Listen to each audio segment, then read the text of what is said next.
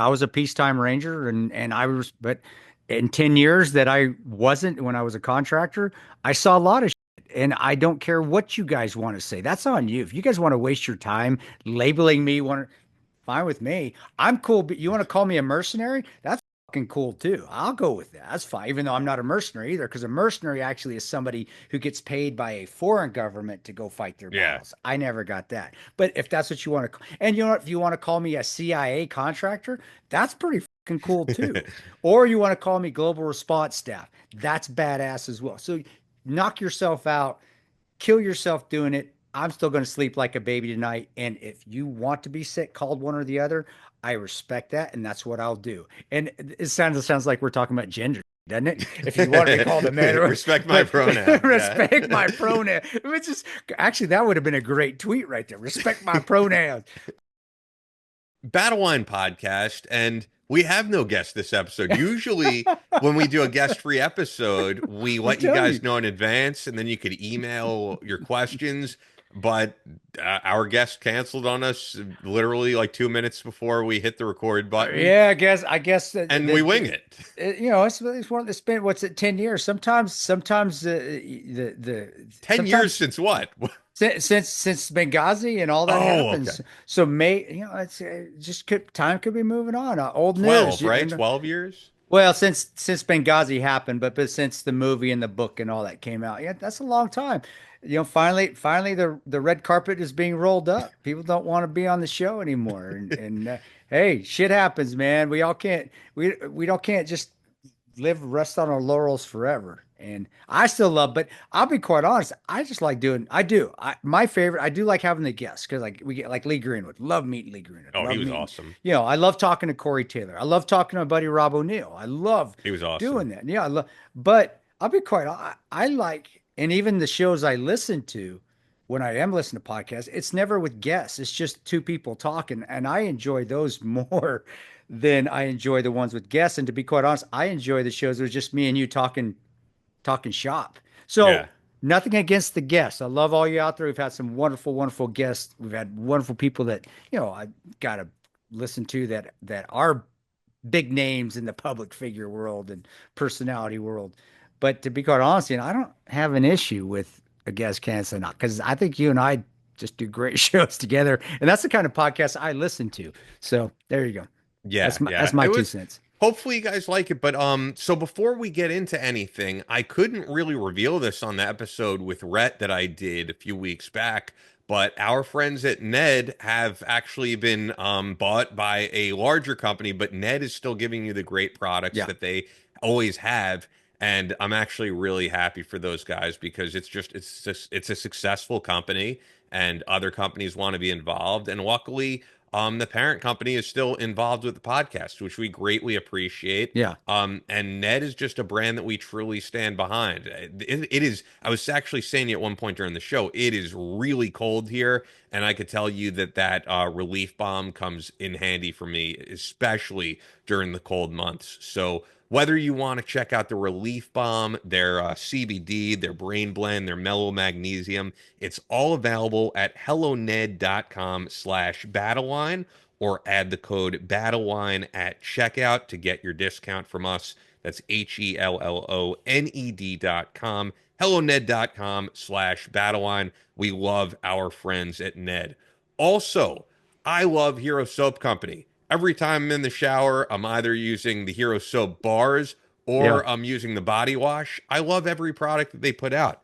No chemicals, dyes, or fragrances, no parabens that are found in common soaps that link to breast cancer and reproductive complications in men. They're focused on veteran charities, and their slogan is Let Freedom Clean. We are just around the corner from the holidays.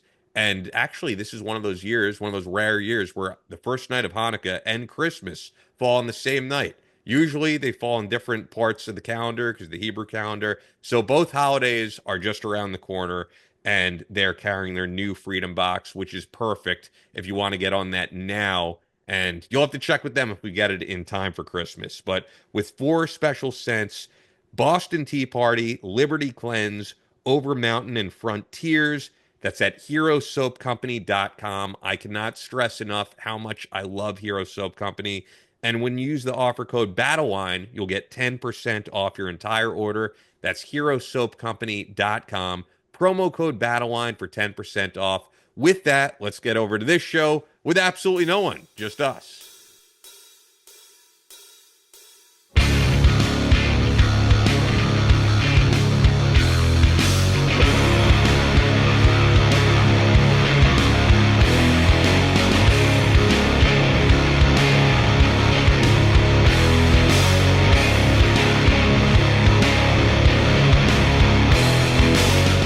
From Kansas City to New York City, from planet Earth to extraterrestrial life in space, a podcast with no equal, engaged in unconventional warfare through your speakers and headphones.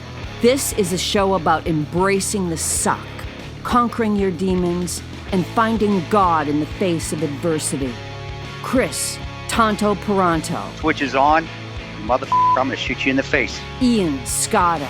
You know, Ian and I have been dating for a long time. You are now tuned into the Battle Line Podcast.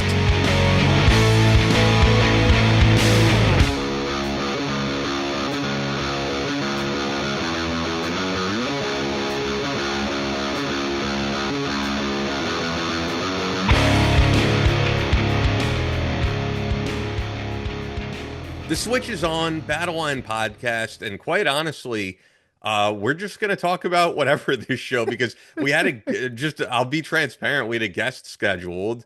This rarely happens, but basically like 1 minute before he was supposed to record, he goes, something came up last minute. I And don't my think it's opinion, ever happened, dude. Has that's happened? I don't. It's never happened in 3 years. This is the first time we've had a cancellation, but not the minute prior. I mean, we've had people Yeah. cancel. I think we've had one cancel, but he did it like 2 or 3 days prior. So we were able to scramble and find somebody. But yeah, and being in this world where it is, you do interviews. When I used to do a shitload as well back in the day, you just don't do that. I'm just telling you, you don't. Not a minute before. You don't. It's just you suck it up and you go do. I remember not sleeping, flying from one side of the country to the other, and having to go from New York to California, and then I haven't slept. And then I have to go on and I did a Lars Larson show. I had to go do Lars I Larson. know of him, yeah. Yeah. He's a guy who's like paid his dues. He's been in Yeah, business a he's long been in time, business, right? and he's got a huge following in California, huge show, and a great guy too. And but I didn't want to do it. I'm like, dude, I'm tired. No, we got to go do it. You go do it. And Yeah. this is when we had to actually go to the studios. We couldn't zoom in. It's like, come on, man. But emergencies happen. We get that as well. So If it really I'm is. not, I'm not jumping to conclusions. I'm just saying because it really does wreck a show. It wrecks the sponsors who have paid for that show. It wrecks you. You put a lot of time into just preparing. I know people don't think Ian just gets it. I get up here and wing it. I do. Ian No, does. but I sort of send you the prep and we read it up. Well, he Yeah. does, but Ian so it really is something where if you are going to do a show, and I don't think I've ever canceled on a show in 10 years now. It's been doing this. Yeah, Which I said to damn. you before we hit record. I do remember you being late. I will say I that. was late to Wilcow once, and he Yeah. busted my balls He on did. live air. He did. He Oh, yeah. said I felt like they were going to drag my body in the streets for 13 hours. And which That's what it I was. remember he told us he was going to say that. And he was like to Mike and I, and he was like, you think I could say that? Is that too sensitive? And we no, were it's both not. like, I think Chris, you could take any Listen, dark humor. It doesn't really matter. And it was fucking hilarious. And yeah, but that's why, and Andrew and Andrew, we need you on our show, bud. Yeah. Andrew is a good guy. I love what he does, and he should be exploding like he is because he's that talented at what he does. He's great. But he's also a friend because of shit like that. Because Yeah. he didn't get upset. I mean, he may have behind the scenes while I was running up the stairs trying to get there. But when I sat down, he was, I'm going to give this guy shit, and he did, and it was awesome, and that just made us closer, in my opinion. I love that guy. Yeah. So, well, the but reason for radio, so with the thing with him, for example, and this is like behind the scenes stuff, is that he could just talk to callers, he could do whatever. The problem is also if with Sirius, there's like the hard outs. So it's like if you have an interview scheduled for, let's say, 2:40, and then you show up at 2:55, the show's over. You know, Okay. like it's not like we get to extend the time, like the computer literally cuts you off. So, but anyway, yeah, the point being, I do agree with you on that it's just a professionalism thing. It is what it is, though, man. You and I But it are is what kind it of able is. to. We have the dynamic that we could just do a show and talk about whatever. No, But I we've fully known agree with each other. everything you said. We've known each other for years, and whatever. But if it's something serious that happened, God bless you. Prayers to you, brother. And we don't need a name, but Yeah. prayers to you, because if it could be a serious emergency, and we get that as well. But if it wasn't, no, Yeah. you, Did you ever you see the Dana White? Because this was funny, the Dana White thing that went viral of him going on Howie Mandel's podcast. Speaking of I, not wanting to do podcasts. yeah, I actually it was on when I was driving. I listened to it on it might have been on Tim when I listen to Tim Dillon's every once in a I while. It love might him. have Yeah. where he it was a while where he put like a snippet on it and it was yeah, it was hilarious. But he was like and I don't know if it was Tim Dillon or who it was. I don't know which podcast. It might have been like who we were just talking about, Sam Oh Tripoli. yeah. Might have been where they were like, if you don't want to, they were making fun of Dana White. It's like, dude, if you don't want to go on podcast, why the fuck are you But going that's on the the whole thing. podcast? It was completely planned. That's why it was Oh, hilarious. Yeah, so I that's didn't know Howie that. I didn't Mandel get that. is Howie Mandel is a genius like that because Yeah. Howie Mandel was like, we will have a viral moment. I think Dana White was there to do a podcast with Sage Steele, I believe. And Yeah. Howie Mandel was in the building, I think, to do his podcast after. And he was like, dude, how funny would it be? I know you got to go. Just show up on my podcast and say, I really don't want to do this and I leave. didn't catch And we'll have that a huge episode. viral moment. And they did. That's awesome. That was awesome because they were all whoever it was, whether it was Dylan or Triple, it was one of those two. It Yeah. was one of their pod, and they were just because it had just happened, and they were like, "Why the fuck did you even want to go on the podcast?" I But knew I it didn't was know that. staged because that's Howie Mandel's humor. I actually saw Howie Mandel with my mom Oh, he's about a talent, year ago. pure talent comedian. She's Oh yeah. classic, man. Been for So he had like a private jet to basically fly him into America's Got Talent. And okay. he said that he wrote them a note that was like Howie has very strict rules when you meet him. Like you have to bow to him, you have to put your arms in the air, you have to do like a somersault. It was all these things. And he recorded them all doing this, and they really thought he was serious and he played it at the show. Like, so he just loves to be a practical jokester. That's his thing. Well, I mean, I grew up with that guy. I still remember the rubber glove over your face, dude. When he Yeah. blow, I mean, that's Howie Mandel's well, again, one of those comic geniuses in the lines of Robin Williams, in the line of Billy Crystal, even back that. I mean, that's the genre. It's you don't find people like that. You just don't. It's like a rare talent to have people like that. They're just crazy, crazy talented, crazy funny, and can make anything funny. But to do something like that, who thinks of that? Yeah, That's yeah, to just hilarious. have a viral moment like Yeah, that.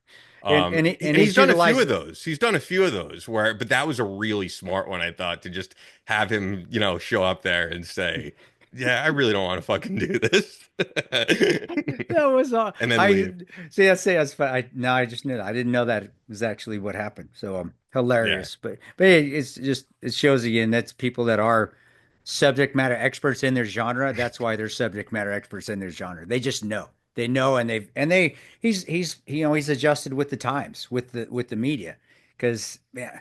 I still just remember watching him with my family sitting on the floor, and when they'd watch the telethons that Robin Williams and Billy Crystal would host, and then he would be a guest that would come on and do the rubber was that glove like the thing. Jerry Lewis The style Jerry Lewis, telethons? like stuff like that. Yeah, it was like, and that was, and when Whoopi Goldberg wasn't batshit crazy, and she was actually normal, and she would come on and it was funny, and he would be, he would be one of the acts that would come on every once in a while, and just hilarious. I was laughing. I mean, he'd make us kids laugh. And then, if you ever watched Little Monsters with I Fred haven't, but I Savage, know he was a part of that. yeah, Yeah, no, that's a classic. That's like a classic. In my opinion, it's like a classic kid movie. Like Goonies is a classic.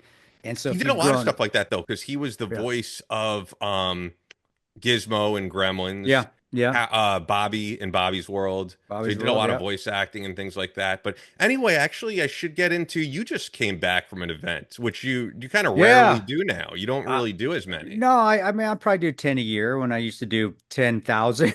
It seemed like back in the day.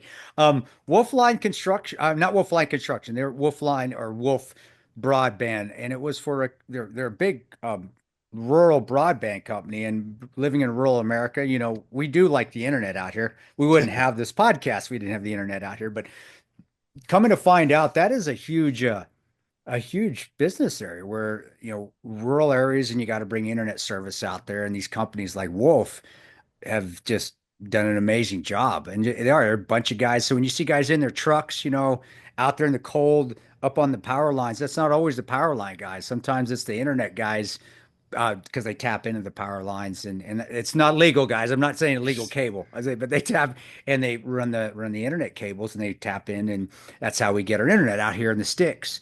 And I love speaking for those people because they're guys that have been working with their hands, and men and women, not just men, but men and women that are tough as nails. And they've built their companies up to now that they're extremely successful. So now, now they're sitting in offices, but they work their way up. It really is epitomized the American dream to me. It's where guys that are busting their ass, getting up at 6 a.m., working on power lines on trucks around all this dangerous electricity and heights and no Oh matter yeah. the weather and they've made a company based off starting from ground zero, literally, and working their way up. And so I love speaking to them because it's relatable. They relate to military and the hard work ethic and the never quit ethic that's really what my talk is. That's what being a ranger in Benghazi and Iraq, Afghanistan, that's what that all is. So it really resonates with them and they just are very respectful. They really do respect veterans, military, law enforcement. So it's my kind of crowd. And it was in Charleston, South Carolina, which is cool history. I got to spend a day there, which I always usually spend a day in a place. And I And assume the yeah, weather much nicer than where you are and where I you am know right what? now. I don't know. It's 60 degrees out right now. So I Oh tell you, the wow, it's Ozarks, freezing out I know here. it's different. Now it could be 30 tomorrow, but it's not like Kansas. It's not like out the plains of Kansas. It's can get warm, but no, I went and had lunch with them, and we're out on the ocean, so we had just clams all over the table, clams Nice. and then Southern comfort food, macaroni and brisket and pulled pork Oh hell yeah. yeah, it was a wonderful way, and I love Kepler Speakers Bureau. That's the bureau I work for. That does all the Yeah, speaking. I yeah. shouldn't say work for, but they're out of DC, out of the Northern Virginia area. A buddy of mine, the VP over there, Jay Conklin, who books all my stuff. I've been with him now for dang near, yeah, close to 10 years. He always puts me in front of the right people because he knows that it's hard on me, and that's what I love. He knows that I'm not one of those speakers out there that are trying to make tons of money off speaking, which there are a lot of them out there. And hey, I get it. It can be an occupation, but he knows that it takes a lot out of me, and he knows that putting me in front of the right people, it's cathartic for me. It's because it's almost like I'm getting therapy because I'm with a group that I'm comfortable with. They're getting something out of it, but in return, I'm being able to, like we talk on our man shows, we have people come on, getting it out, and some people need Oh to do yeah. it in a When you said closed man group. shows, I'm And like, thinking of the man, Man Show with Jimmy no, Kimmel and Jimmy but Kimmel, yeah, I think you mean like Mentorship and when man we had tour, on yeah. Men's Alliance. I know what you Man's mean. yeah. Yeah. And that's kind of what the speaking events for me are now. It's getting with a group where I can get it out and maybe it's in a public forum, but I'll but it does help because I did have another every time I'll get one, at least one, if not more, that somebody will come to me after, just like this last one that says, I really needed to hear that today. Yeah. And when that stops, that's when I'll stop speaking. But when that doesn't, if that doesn't stop, then and I do pray about it. I do. I like God, when it's time for me to stop it, stop it. But that is my indication that I need to stop doing it because it is hard. It wears on me. But But you don't do a whole lot of them anymore. no, that's why I stopped. That's why I've Yeah. I've I've toned it way down because it Oh was yeah. it was it was taking a huge toll on my mental psyche. It really was, and emotions but no, it was what I was getting at with Jay is he always at the end of the year he always gets me one like this in December. It's like, hey dude, Merry Christmas. I got you a great one, great group of people. Yeah, hey dude, and I get an honorarium for it. I'm not gonna say I don't. I'm not Hillary Clinton or Donald Trump fees. I'm not getting. Yeah. I don't even make fees like Dave Goggins or Marcus Luttrell or even Oz gets paid. I mean, do I think I speak better than they do? Yeah, I do. I do. But I don't even, but I do get paid a good fee. I do. But it really is for me. It's the group and being around people that really are very supportive, that get something out of it. And it's this leadership. It's about, leadership and overcoming adversity and so forth. But also in return, they take such great care of me that it almost feels like I'm amongst friends, even though I met them, what, 12 hours prior. Yeah. So it was wonderful, man. It was and it was a wonderful little trip. And I drive everywhere now for the most part, and I Well, that's a drove long there. drive, right? Yeah, That's yeah. But I know the areas, man. I know where to stop. I know every hotel, damn near everywhere in the country now But that I like long drives, I do. as long as it's not crazy traffic for my boss Adam at night. I decided to drive to Jersey and Oh, you I had to did drive it. to Long Beach and then to Jersey and then back to my house. It was like an 8 hour drive to Jersey like and back, which was completely ridiculous. But that's Buddy, yeah, how do you do that shit? I don't know how you because I'm put up getting with paid that by shit. Adam. That's Otherwise, how I you do. wouldn't do it. I just think to myself, all right, I'm getting paid to help him out on some stuff. But yeah, Nah, it's a pain. You know what I wanted to ask you though, when you were yeah, talking yeah. about having barbecue with them, you would have be a good question for this because you have been to pretty much every state in the entire Yeah, nation. except You've had Alaska. That's the only place I've now been. Every other that's state I've been oh to, wow, that's great. And Maine, Maine. Oh, I've been really? to Maine. Wow. Okay. Yeah. And Maine, I believe, no, not because I'm thinking New Hampshire is pretty 2A friendly. I don't know if Maine is. New Hampshire Maine is though. isn't, Yeah. but I did get offered. They are there's a range up there that's been trying to get me up there to teach for I four remember you were years. supposed to do one and it got canceled. This was COVID, literally like 5 years ago. Yeah, COVID canceled it. I remember Yeah. random stuff. But here's what I was going to ask you because you've been everywhere. What state has the best barbecue? Oh, actually, my state's pretty dang good. Kansas City barbecue, the wet. I like wet barbecue, but Me too. Yeah, me too. I don't know, Texas Texas is up there. barbecue, and So you know what's crazy yeah, for me? When I came to see you, I did have Kansas City barbecue with Jimmy Allen, who's Jimmy a Allen, yeah, local. So it's not like he took me to any random yeah, place. he knows. It was great. However, and I actually had a really good barbecue in Fort Scott that the Kraft family brought Yeah, in. I thought was excellent. that was But from I the actually local will barbecue say place here. Yeah, I've had amazing barbecue here in New York. I feel like people assume that we don't have, like, we have everything. Because I think if you go to Dinosaur Barbecue in Harlem or Smoking Owls here on Long Island, I've had barbecue all over the place. I agree. I really think it stacks up as like the best for me, I have to say. But Texas, I haven't been to in a long time. I can honestly say I liked both these places better than Kansas City. No disrespect to Kansas No, City. I don't It get was great. respect. And also I only tried one place. But I actually really liked what we had at the Craft House. I thought was great. It's a local place here, and they do a good job. You know, though, one thing in New York City, and that's what I do miss about, because I used to back in the, I was in Manhattan at least once a month back in Oh, the I know. day when I I was. miss you. I wish you still were. We do I more know, shows. Yeah. I know, but the one thing I loved about New York that's is you can't beat is the food. The Yeah. food is the best anywhere. I don't care where you go I in the agree. world, you're gonna find, and I don't care what kind of food it is, it's gonna be the best in New York. It is. Yes. Whether it's dollar, It's because everybody comes here from every yeah, different community, so you're getting authentic. yep, And especially like Manhattan, if the place is not amazing, you're going to go out of business and yeah. you're going to be replaced immediately. The So like the competition. competition is this competition's super high, and then also the culture factor is like super high. You've Well, you immigrants from expect the culture. everywhere. And you expect the culture. You come for the culture, not just the New York culture, but a little piece of that culture of whatever the family is that's running the restaurant. So you're getting a New York culture, plus you're getting a local immigrant culture by the family that's running it, or whatever Yeah. they're trying to push, which is usually that particular culture of the ethnicity of the Oh family. yeah, I mean you go right by Yeah, Penn Station and you got yeah, K-Town, which yeah. is all Korean restaurants. I went actually for Korean with the guys from Photonis the last time they were here. But yeah, I mean you just have little pockets. You got Little Italy, you got Oh, places with like Colombian restaurants and yeah, it's everything. But I do think if I probably traveled all around Kansas City, I may feel differently. And I know like South Carolina is amazing, Texas, all of that. But yeah, I think we just have a great variety. And it's not like I haven't been out of the country, guys. I haven't in a long time, but like I've been to Costa Rica, I've been to Mexico, I've been to Israel, and I do think we have like the best food, just truthfully. we do. You can go eat all that other food out there. It's nice, but they always throw something weird in it. We're the only thing that's better outside of the United States, they make the non-bread, the bread. The bread is outstanding in the Middle East and North Africa. It's unbelievable.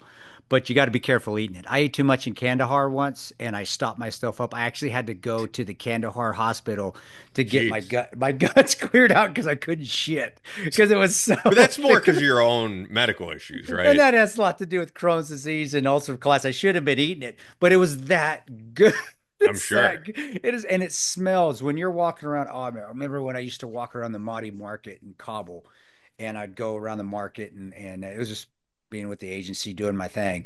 Man, the smells, the smell. I will always remember the smells of the spices, of the bread, of this the people, because you got open sewers too, or it adds to the flavor. You got trash piles everywhere, but then you've got the food just cooking out because it's all open. It's still wood stoves. It's a stuck I don't say stucco, but stone stoves, but then they also you should see the spices when you go in these stores and they're just out in the open in huge cubicles, and the colors, they're all different colors. It's I miss that so much immensely working in the Middle East. I miss being GRS. I miss that part of the agency. I miss because I was always allowed, and because I could grow my hair out, grow this out, and could fit. I could blend pretty well without having to go crazy manscape, like Clint Eastman, where I have to cover make myself brown, and I could go wherever I wanted to. And that's part of that was I always got tapped to do that. It's like, Tano, we need somebody to go walk out in town.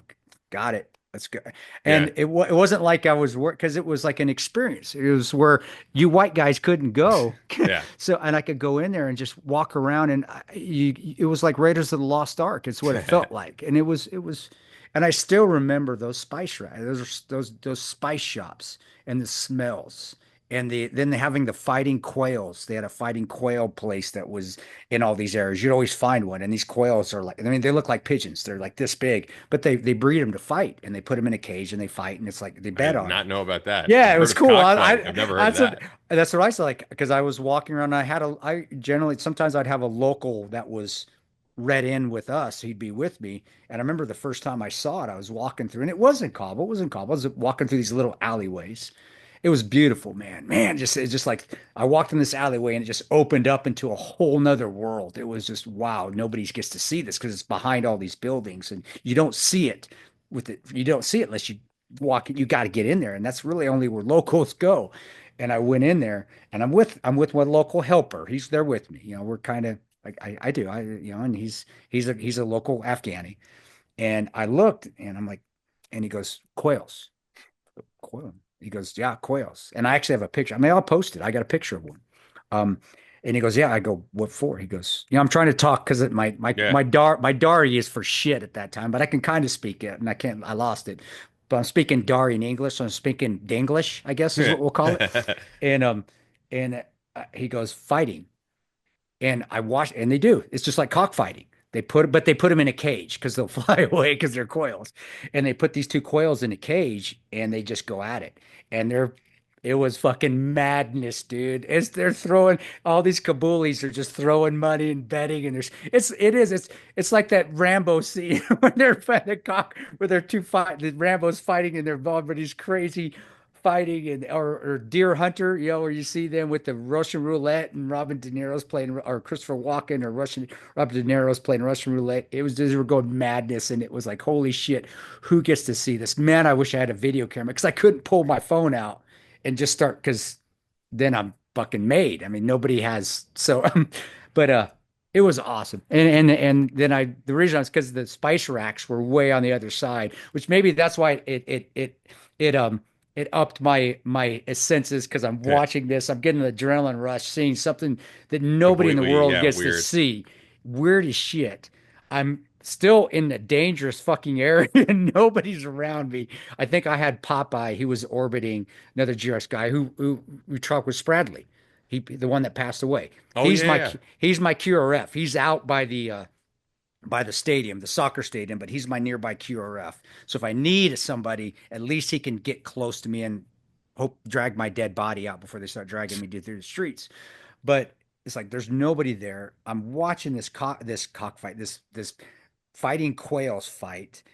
and they're beautiful birds too. They're like bluish. They're just gorgeous.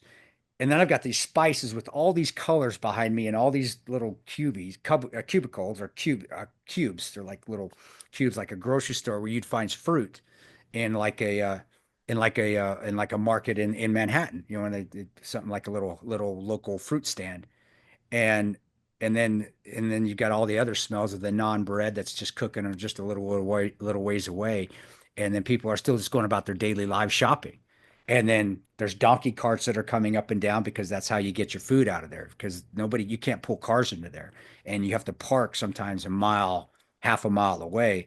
So they bring donkey carts in. So when you buy something, they push the donkey carts. These kids are pulling them and you pay them. They're like people to carry your groceries back to your car.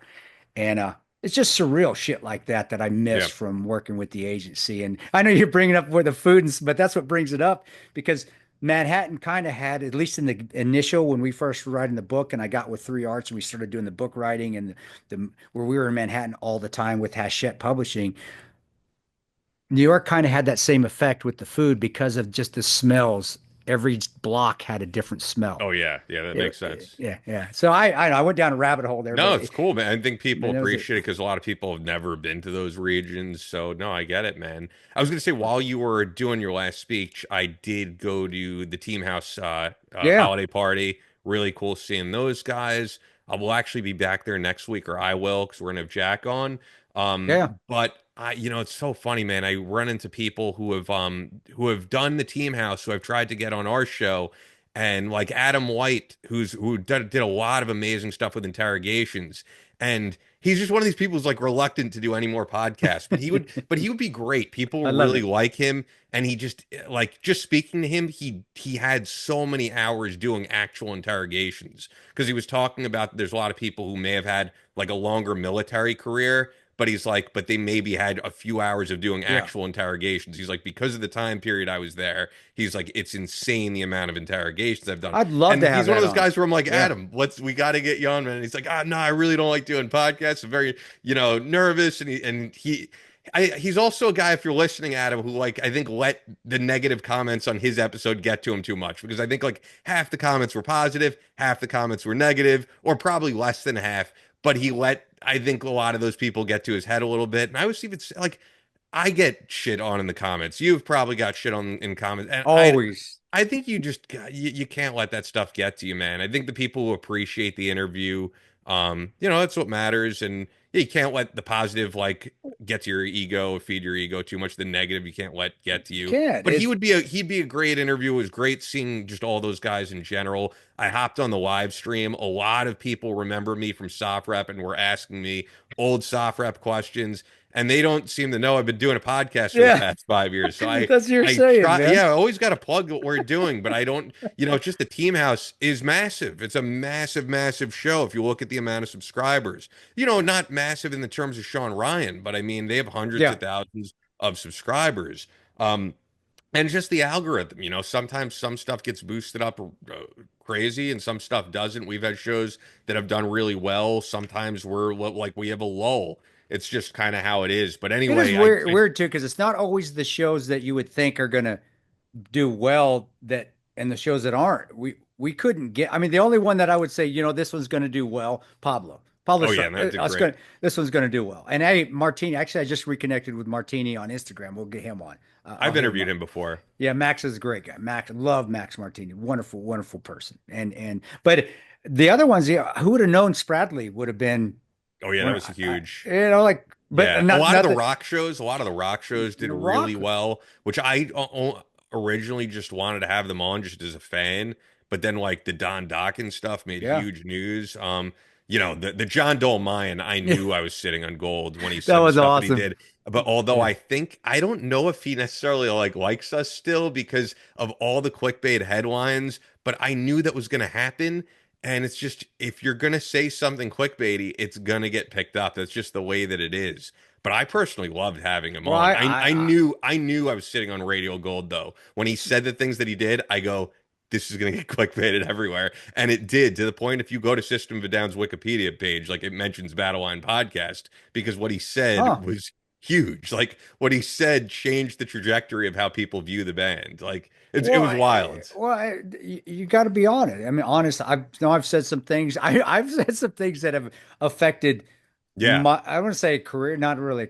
My career. What if you want to say career? It's gone the way it should go. We yeah, say the things that we're supposed to say, whether we say it and we're like, man, I regret that, but never regret it. I don't regret anything I've ever said. Should I have said it in a different way? Some of it, yeah, but that's what was done. It's done. We've moved, and you keep dealing yeah. with it. You keep If he moving. would have told me, hey, you have to cut this part out, I would have We probably would have cut it, reluctantly done it. but we would But have. We do I that. knew I knew that was going to make headlines when he said we should have let Serge, basically be kicked out of the band after Well, 2006. you, I was like, holy fuck, I this. didn't know he was. I mean, he was upset with it. If it was something that we kept running over and over, and we don't do that. We don't fucking beat a Oh dead horse. no, but it got But if it picked get up over and over again, which I'm happy with. I mean, it's exposure. well, that's why you mad at us. Yeah. We No, just I did. don't think he never said that he is, but I could tell like the second time he came on when you were on, he was just like where he goes, it doesn't really help my career when this stuff gets out there. And but if you Well, say if you're very candid during an interview, it's going to happen. And I think when you're comfortable with the person interviewing you, you're going to be more candid, and that's what you want to get out of a good interview. But well, anyway, I have more respect for John for he's saying the man. I love to that me guy. to me. I like, man, I'm glad. I hate when we have people that come on and they Yeah. don't want to talk. It's like, dude, you're on. If you don't want to say anything, then don't come on. If you're Yeah. going to, and I respect it because that's how I guess I respect because that's how I am. I'm going to go on an interview and I'm going to say, hey, be careful. And I always say this: be careful what you ask for because I'm going to tell you an answer. And people love that, and maybe Yeah. that's why early on I think that's why a lot of the shit blew up because I'm like, I'm going to say what the hell I want to say. Yeah. And I respect that on John, that him saying it because he's being honest, and honesty shows integrity. It shows efficacy. It shows, to me, it shows a high moral character. Whether people agree with you or not, it still shows a higher moral character. And the internet is made for people to anonymously bash you. That's why we have the internet. So Yeah, if you're, but it's so also don't worry about it. clickbait is clickbait for a reason. It's what you guys, meaning the audience, The meaning audience. literally everyone, Yeah, it's what you guys click on. People like drama, people like feuding. And in the case of John, like it's not that he doesn't like Serge. They're literally family members. of course. but I mean literally, like I don't remember who's married. One of them's sister is married to the other. I don't remember the whole thing, but like they're family. And he even said on the show, like we disagree on things politically, but we love each other. We get along. But he lost his passion for the band. Anyway, we'll get into two news stories, but I did at least want to point this out. I am wearing my Met hat today because What they I've do. yeah, see, this is when you really are living under a rock. And why I don't call you a true Yankee fan, because if you were a Yankee fan, you would know about this. So the press conference just happened today, but Juan Soto has left the Yankees and signed to the Mets for a historic $765 million for 15 years, the largest contract in the history of sports. And I'm psyched, man. I'm psyched that Juan Soto is a Met.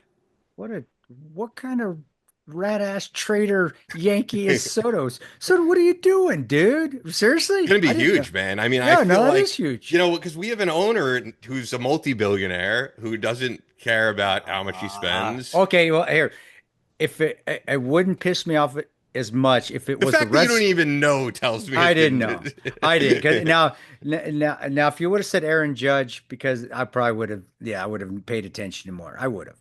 But also, if it would have said traded to the Red Sox, I probably would have paid attention because that's high crimes right there.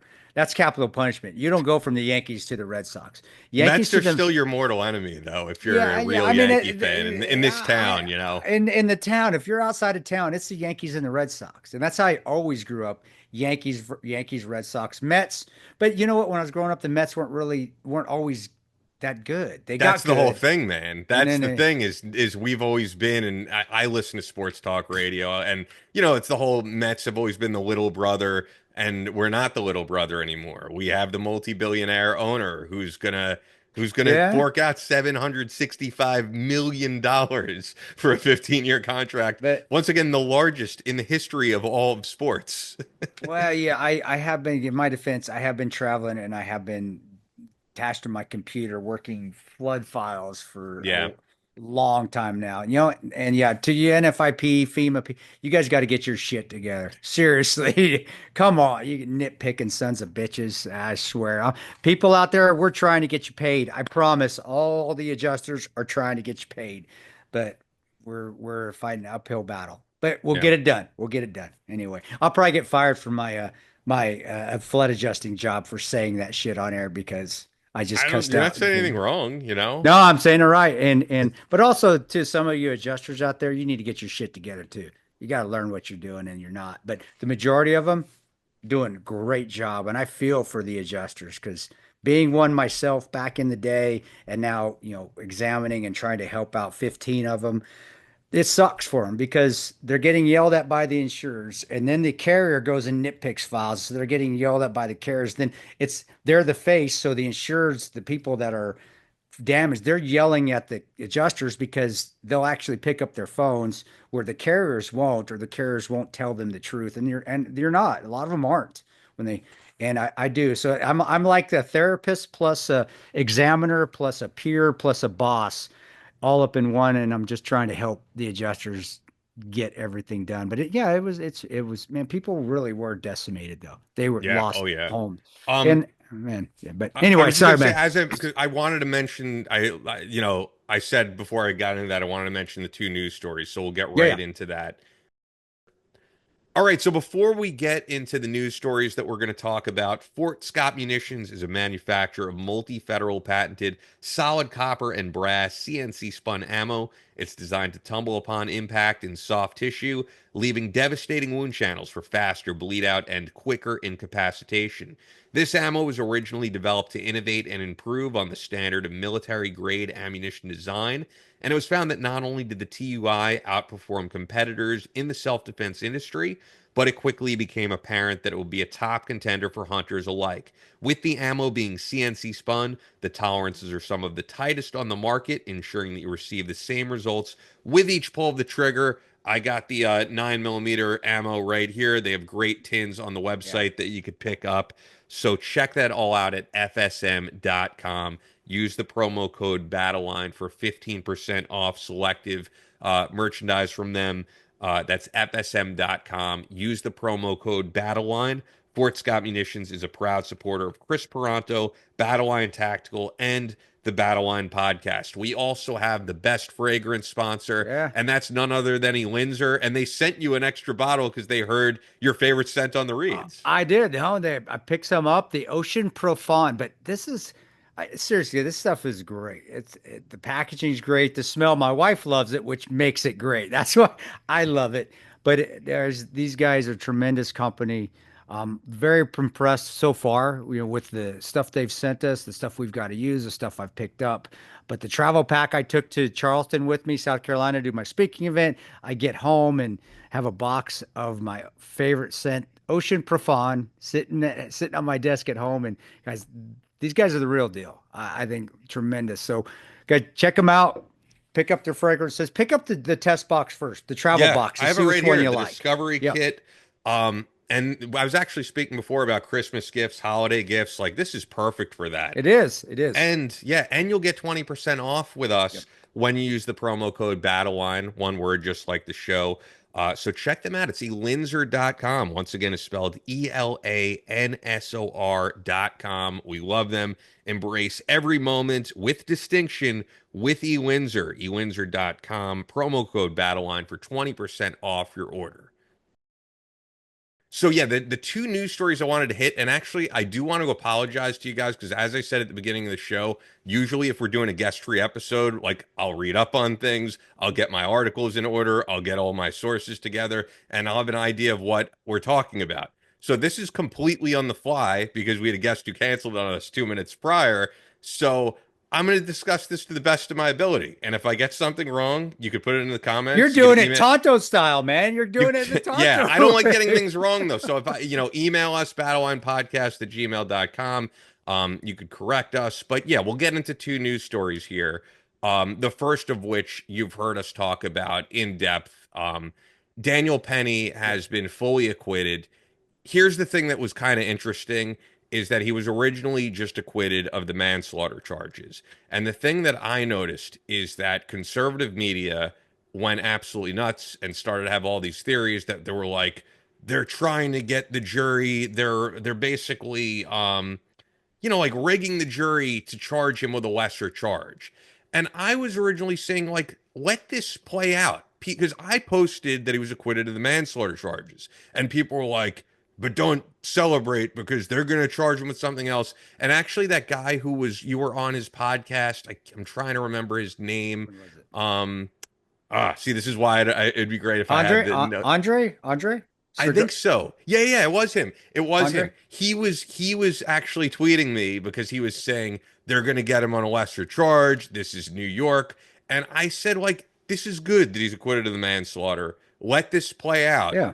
And then in the few days after that, which you let it play out, he was fully acquitted, which is great. And he should have been fully acquitted. I don't think it's wrong that it went to trial. Someone lost their life. Like, should it have been drawn out as long as it did? No. No. But I understand it going to trial, and I fully understand him getting fully acquitted. But anyway, Andre, tweeted us back at Battleline Pod on X, and he was like, you were right on this. And I just, you know what I think it is? I think oftentimes, even conservatives, because of maybe some of the stuff that happened with Trump, have this like perpetual, I don't want to say it's like victimhood, but a perpetual like idea that the justice system is never going to work in our favor and it's always rigged against us. And it's like this paranoia. And I think you just got to look at these cases individually. Like, yes, I know it's New York, but that doesn't mean that he's not going to be acquitted. Like, let this play out. And it played out the way it should have. And I didn't think there was some big conspiracy theory. I think the jury voted the same way I would have. It was fully clear to me. It certainly was not a race issue when you have black passengers who were helping out Daniel Penny and restraining him. I feel for the fact that a man's life was lost, of course, but I think he did the right thing in that situation. You guys all know that listen to the show know how I feel about it. He should have been acquitted from the get-go, in my opinion. I from seeing what I saw and just watching when I wasn't living under a rock and I did watch videos in the news. No, I'm in complete agreement, and I'm happy. I'm glad that he was, and it shows that there is still we should still have some faith in the justice system. I believe that. And I know on the other side are saying the exact different. They're saying, this is a race issue. It's not at all. Some disturbed individual, boy, man, whatever you want to say, was threatening people's lives on the subway, and a person stood up to that. Do I think he intentionally no, choked him out? I know what the rear naked choke is. That's what he did on him. Did he? No, I don't think he did, just watching it. But you also don't let go. When you're in that, if you've never been in that position on the ground fighting, if you never have, shut the hell up. Because when you are in that position, in that rear naked, you don't want to let go. Because if you let go, you just lost your advantage and that person will turn on you. And if they turn on you on the ground, now you're on your back. And if you don't know how to fight on your back, and even if you do, and that person has a weapon, you're screwed. So once you're there, well, Daniel Penny he was there. He wasn't going to let go. You're like an anaconda. And I agree with that. I've been in that position. You don't let go. You stay right there till help comes to grab that other person's hands. And if no help ever comes, then you stay right there until it does, because it's going to come eventually. And I kind of fault the passengers, like, dude, help him out, man. Which some of them did, though. Some of them did. One that did testify for him. And it wasn't. I just know from the video that there was that black passenger. It was. It was the black passenger that did help out, and he actually testified for him. He said, "I'm glad he did something." But I hated that. He knew what he was doing. Oh, it was a chokehold that's used to kill. No, it's not. It's actually used to restrain. It's used to hold. It's used to maintain control, so your buddies can put flex cuffs on that bad guy, on the terrorist or whoever it is. But can it go sideways? Sure, because you are putting pressure on your carotid and the jugular, and you're putting pressure on your esophagus here. And if I remember correctly, which once again, I'm doing this on the fly, I may have my facts wrong. I believe he died in the hospital. He He didn't did. die on the side. Yeah, so No. that's a huge difference. You didn't intentionally kill him if he was alive by the And time they reprimanded him. So can you do that from a rear naked? Sure you can. You can if you turn hard enough, or you just cut off the airflow, or again, cut. that's not what happened. But So that's not what happened. And from someone, and I am not a jujitsu master, guys. Have I been through a lot? Sure. I've been lucky enough to be trained by some wonderful people, and I've been lucky enough to be choked out by a bunch of people doing that to me. I know how it feels, and it takes a lot to kill. It does. I don't care, unless you've got arms the size of the rock, or little spindly arms that you can sneak right up in there, which is almost like a knife. It's not easy to kill somebody that way by just choking them out and cutting off their airflow. But can you render a person unconscious? Sure, you can, because you're cutting off blood flow, jugular and the carotid, and you are cutting off some airflow if you get in the right spot there on your esophagus or your throat. So, but from what I saw, he did just what he was supposed to. He did what we get trained in the military. But we also have teammates, so get that guy down rear naked, control him so he can't hurt anybody else. But you don't let go. Once you let go, you've just lost the advantage, and all that person has to do. And it's happened to me before in training, because I let go, and the dude spun on me, and bam, and like, whoa, okay, that was wrong. What if that would have been a knife? What if he would have had an edge weapon as he spun on me and tried to stick me? So, yeah, but I am in agreement. I never thought it was from the videos that it was malicious, that he intended to kill him. He did what he was trained to do, and that was to immobilize and restrain until help came. And that's what we all are in the military trained to do at a point until our lives are even at more threat. And it wasn't. He stopped. He could have gone to even a higher level, and he didn't. And I'm in complete agreement, man. I'm glad he got let off. I don't think it exposed. I don't think it will lead to vigilantism from people. I don't. I do think that it did, and that's what I said on our last show. If somebody's hurting and somebody needs help, I'm going to have second thoughts of helping that person, because I don't want to go to prison for helping that person. But with what this has happened now, and seeing him being that we do have a precedent to it now.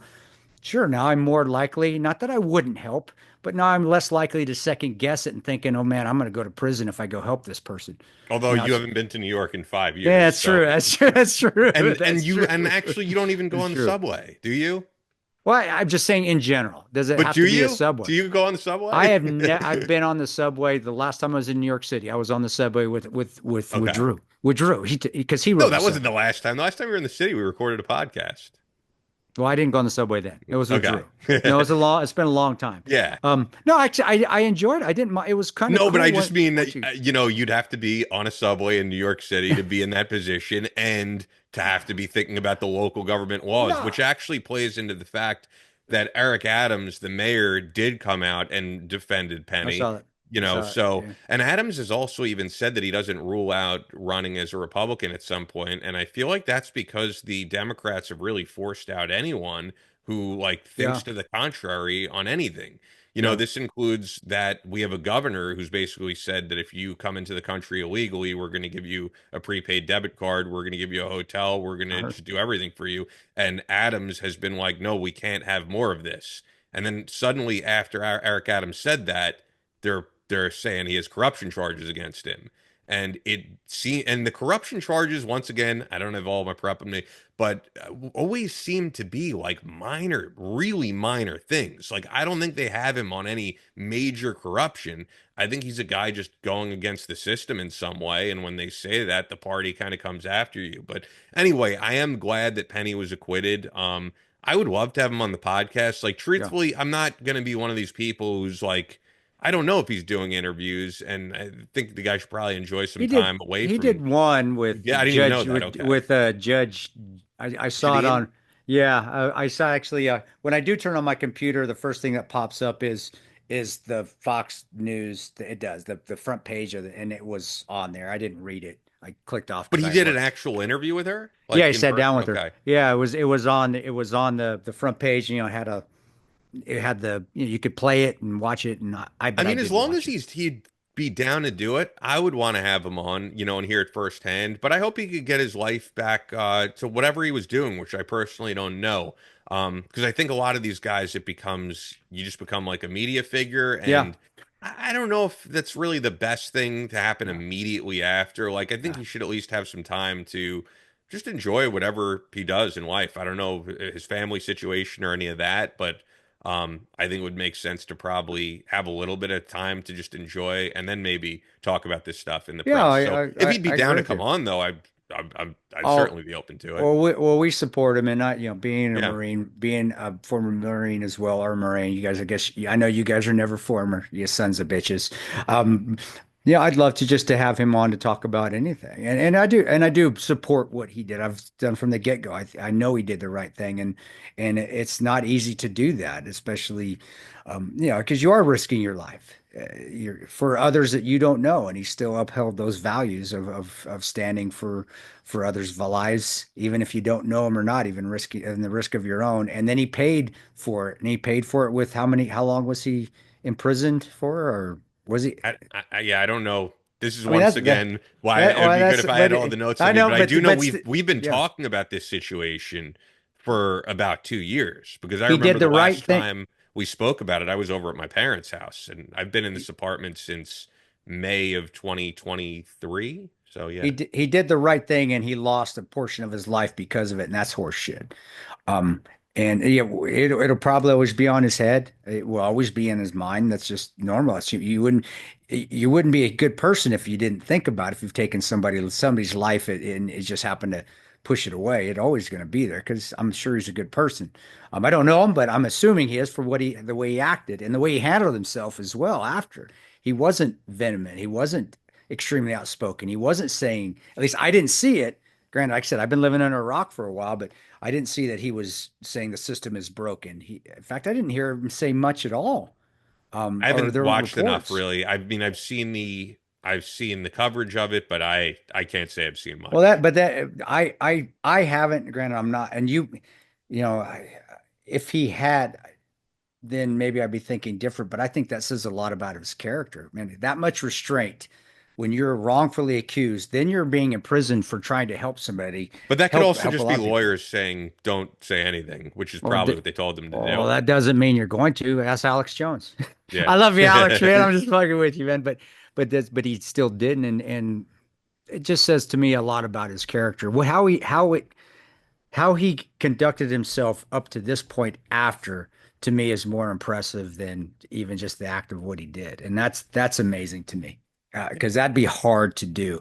Man, you're losing your life. You've done the right thing. You've given your life for somebody, and now somebody's coming after you, or you're getting thrown in prison and saying, no, you shouldn't have killed that crackhead, drug drugged out person that was threatening everybody on the subway. You're the bad guy. Guess what? You're going to prison.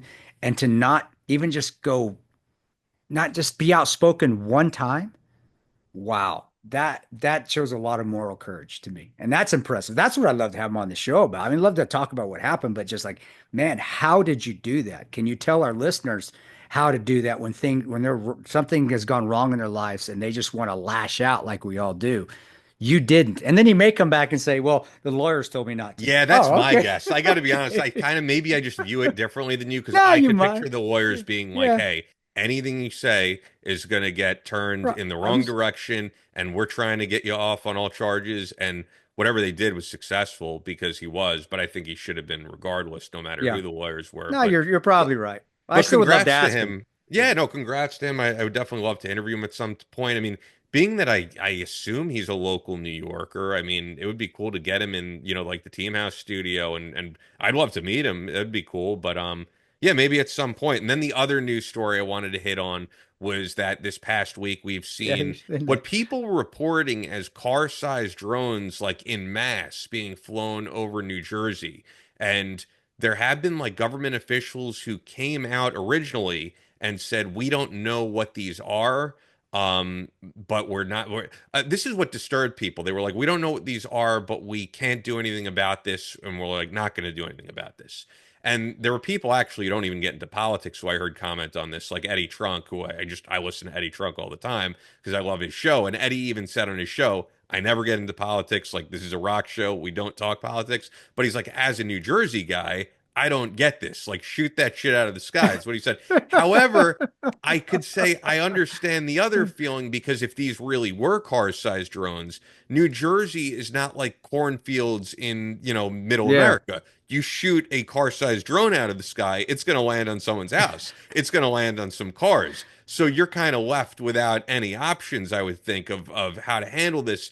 However, so then what's happened in the coming days, this you laughed at when I mentioned it, and I laughed at when I saw it, but a lot of people in conservative media are throwing it around on Twitter or X that there was this, and I don't have once again notes in front of me, there was a Republican congressman who said on Fox, I have good intel from anonymous sources that these are Iranian drones that are being stationed somewhere off the coast in New Jersey.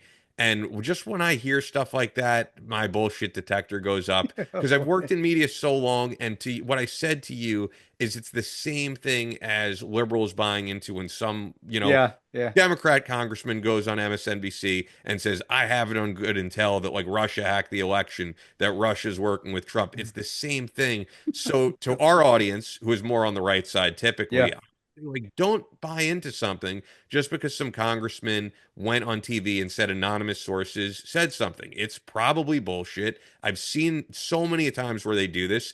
And the truth is, this, like Yeah. these people are desperate to be on TV. And the more outlandish your theories are, the more airtime you're going to get. And I don't believe that for a second. It just doesn't make sense. So the third thing I'll say is that I don't know if you said it's Admiral Kirby or General Kirby. I I forget. can't remember which It's one. on me. I know Kirby. I should know, but I Well, can't he's a remember guy his I name. generally would not agree with. However, he came out today, the day that we're recording this, which is a Thursday, and he said that this is basically nothing. That they've looked at the airspace and these are not car-sized drones, they're regular drones. I probably happen to believe that, I think probably some people saw some things that were suspicious.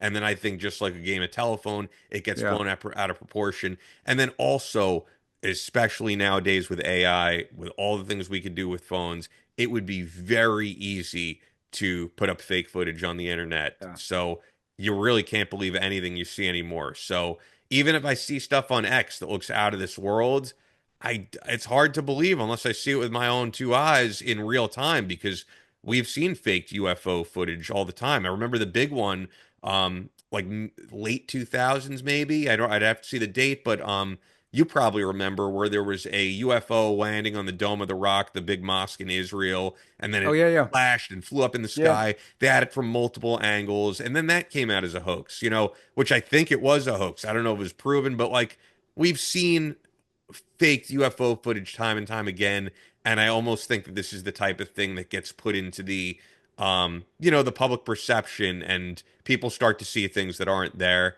But maybe I'm wrong. Maybe there. I mean, I don't rule out the possibility of some UFOs, but what I do rule out, and I'll eat my words if he's right. I don't think it's some Iranian thing. I really don't. I just don't buy into that. Man, that'd be hard to do.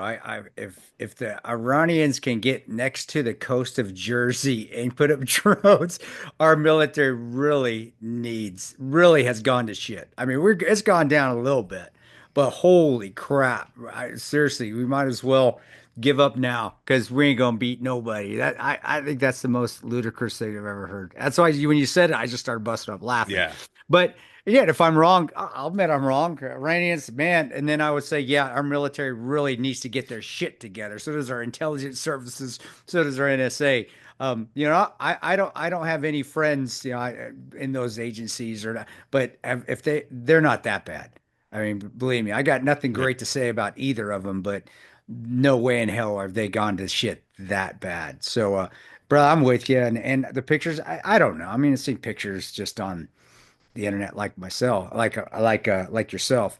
I was telling you earlier, if it's a bunch of high school kids either Yeah. building shit on their phone or they're actually putting up drones and they're seeing the reaction, I know how I would be as a high school kid. I would do it more because I'm like, holy shit, this is awesome. I'm just getting people spun up laughing about it. And you would, because you don't really think about national security. You don't think about you're freaking out the Secretary of Defense and the Department of Defense, and you're thinking about, holy shit, I'm getting a reaction. This is a great feeling. This is something we can laugh about. While we're play in between playing games, what are they playing now? Fortnite or something? I don't, I'm an old man. I'm 38. My son still play. He plays. He's 19. So and he still plays every once in a while. But anyway, I just know if I was a kid, and I was a truant kid. I wasn't a criminal. I had great upbringing, but did I bend the law? Yeah, I did. I pushed it always because that was just my nature. But every time I do something that got a reaction, it would make me want to do it more because I thought it was hilarious. It gives you that euphoric feeling. So, buddy, I'm with you. It's to me, I think a lot of it's footage now. There's things you can do with just footage on social media is unbelievable. It's almost Well, to the just point of with scary. AI, with With AI, LLMs. yeah, with AI, it's almost scary. But on the other is too, I think it was just initially a joke to begin with? Yeah, I do. I think it's just something hilarious, and it's just taking a life of its own because we allowed it to take a life of its own. Just like when we thought buying all the toilet paper would stop a virus from getting people infected. It takes a life of its own, and it's just done it again. And the media is complicit to it. Right media is just as complicit. Left on putting out stories that are outlandish. Here we go. We're just seeing it. Yeah, So I just get it though, because I mean, look, if I owned a media network and some congressman wanted to come on and yeah, make that, it's going to get headlines. And they're like, I know how the media works. They're not in the business to inform, they're in the business to get ratings and to get people to watch. yeah. But I could tell you, I take it all with a grain of salt. Just because he's a congressman doesn't really mean anything. No, And if no, he says believe me. anonymous sources, it doesn't mean anything. No, Who are these anonymous sources? He's because I know some really high level people. All right, well, who are they? So I just don't buy it. And it's not, I'm not someone who's anti conspiracy theory. Maybe there are UFOs, but I would have to see more evidence at this point. Right now, it just sounds like hearsay. And like I said, with LLMs, with AI, there's so much crazy shit you could do. I mean, you could easily put up a video of you robbing a bank right now, right? That would look 100% accurate, that everyone would say, this looks like Chris robbing a bank, you know? don't do it. Don't So, do it though, guys. I'm not but I'm anywhere just near a saying, if bank. you I don't could run do banks. that, you could easily fake a car-sized drones. But the UFOs are more believable than the Iranians are off the coast of New Yeah, I Jersey. agree. I agree. That's where I'm getting at, man. Like, oh my God, I'm gonna buy UFOs more than I'm gonna buy Iranians are sitting off the coast of New Jersey flying up drones. So, And here's the man, thing, I was saying this to Adam yesterday, who I work with. When people hear UFOs, because we were started talking about aliens, and it's like when people hear UFOs, they automatically think aliens, extraterrestrial life. But UFO just means unidentified flying object, and it could even be our own government experimenting with something that we don't know about. But it could could still be. be to the public an unidentified flying object, and it could be some Area 51 type stuff that they're just trying to see how it operates over New Jersey. I don't rule that out. That sounds more feasible to me than Iran. No, I think again, it's just a bunch of kids having a good time, fucking flying up drones, starting shit, causing trouble, trying to get a reaction, But trying to why do you get think people are a saying their car size? Do you think that's just their that is perception, or do you think it's just they're seeing it wrong? Because it's sometimes hard to see how big no, something when is. something's up in the sky, it's just like looking at something underwater. It does the size differential.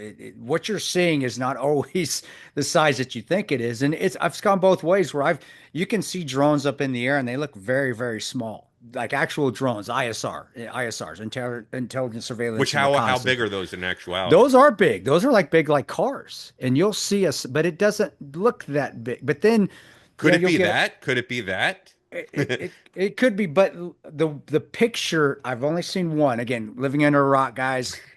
But the picture I saw looked like a standard, the drone that you would buy at the local Best Buy, with the propellers, the four propellers.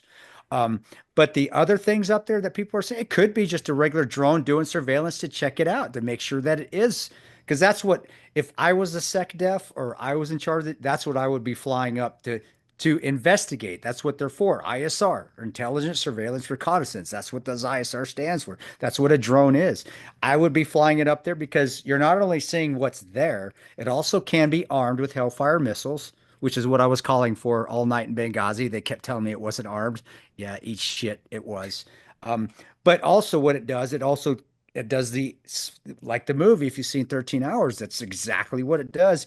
It takes pictures and it can locate everything going on the ground. So you'll see it movement and it'll focus. Just like the movie guys, 13 Hours did an excellent job showing what that looks like. The colors pop a little bit more because a lot of it, especially if it's night with night vision or it's white phosphorus, but it will triangulate. It'll see a movement and it'll focus, and you'll see it'll like do a color or a do a symbol around it, and so that's why it would be up there. So yeah, I do think that is a possibility that the Department of Defense does have some drones up there checking shit out to make sure that it's not a threat, which is a smart thing that's what you do. You should be doing that.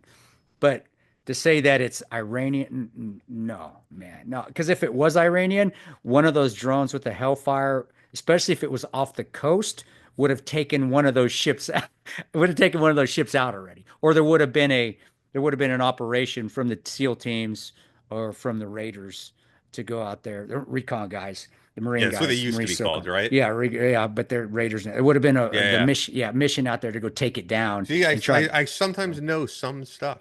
No, you do, It's and funny because I was you do. actually, if you guys ended up, if any of you watched the Team House live stream that I was on, which was just us hanging out at the party, I was talking about that, how originally with SOFREP, I got so much many negative comments because when Brandon first brought me on, I Yeah. knew zero. I was starting from zero.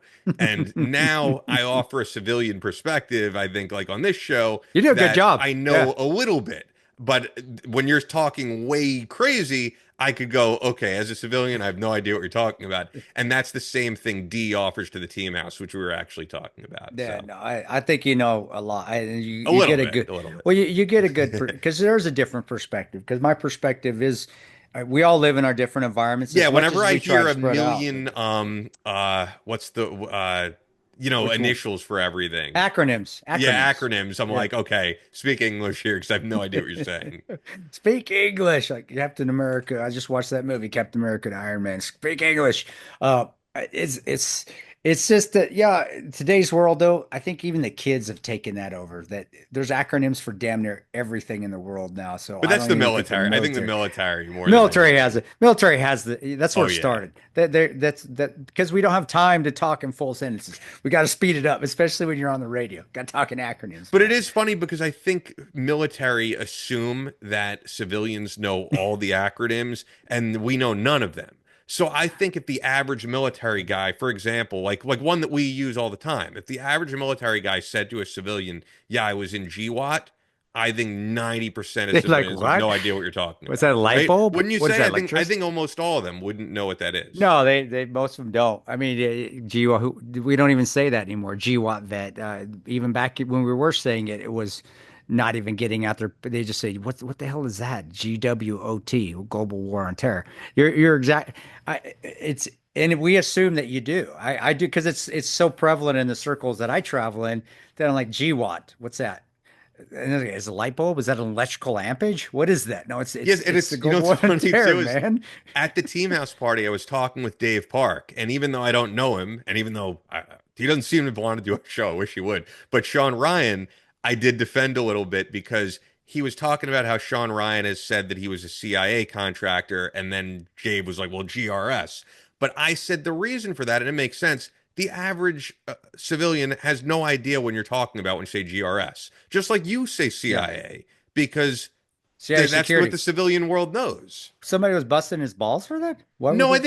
I don't think Dave was, but I think he was saying like to them, they'll be like, oh, he's misrepresenting a little, and I'm like, I don't think it is. I really don't. Dave Park said that? Come on, I don't. I Park. think it was from a Seriously? private conversation. It's not something public he was saying. It was like a conversation he had with another military guy. Oh, I don't know what you're misrepresenting. You're a CIA contractor. That's what you are. GRS, that's what it is. Global Response Staff.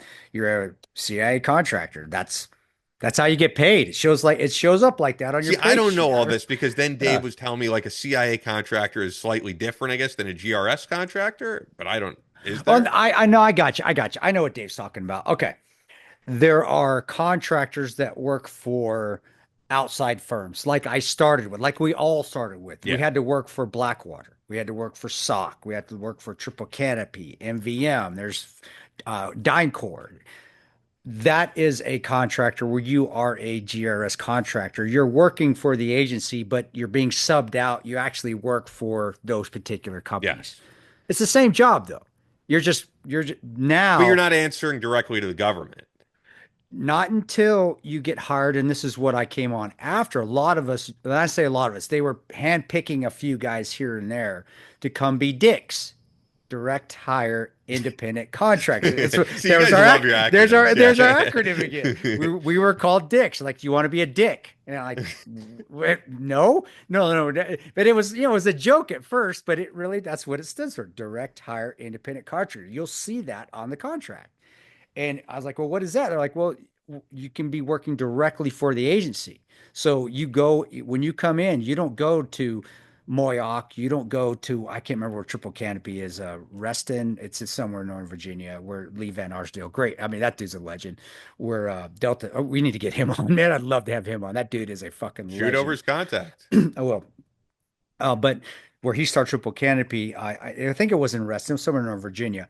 You don't go to those offices. You actually go to Langley. So you go to George Bush. So when I was when I was a dick, I'm still a dick, but when I was a dick for the agency, you you go to the farm. You go to George Bush. So you drive in, and that's where you get all your paperwork. You get your passports. You get your orders. You do your briefs, your debriefs, and then you leave from there. So that is probably what Dave was talking about. Is that Sean? And I don't know. I don't think Sean was a direct hire. I think he worked for SOC, which was one of the big. They took the big contract over from Blackwater at the time. SOC SNG, which is now SOC USA. Great company. I loved work. I worked for them for about a year. They're wonderful, wonderful company. Loved them, but took great care of me.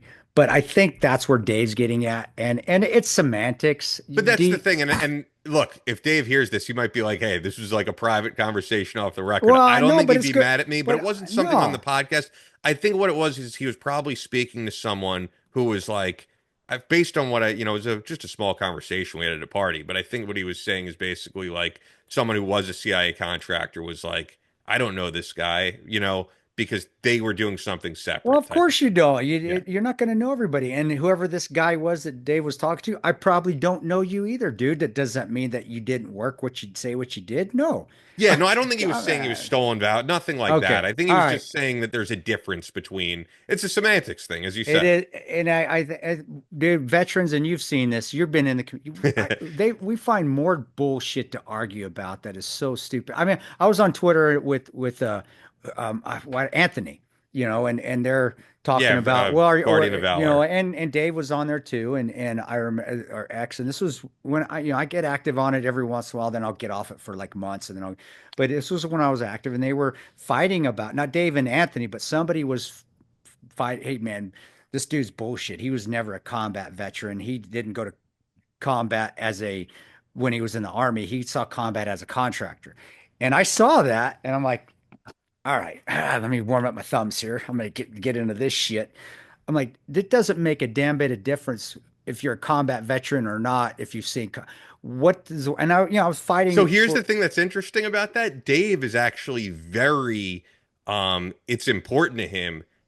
Like it's on his bio now. No, no, He it is, doesn't like being called the combat veteran. and that's where Because he I always was. said, and his bio, I think, even says non-combat veteran, and he was quoted in an article as a combat veteran, and he didn't like that because he always says, "I'm a non-combat veteran who saw combat," and to him, that's and important. that's okay. And he was on there like that. And I said, dude, and I wasn't fighting or defending for either. I was Yeah. saying, I was saying, and actually my thing, my tweet was first or whatever, and it's on there. You can probably find it. It was, call me a merc, call me a shadow warrior, call me a GRS private military contractor. I said, I call me a combat veteran. I said, I don't give a shit. It all sounds cool.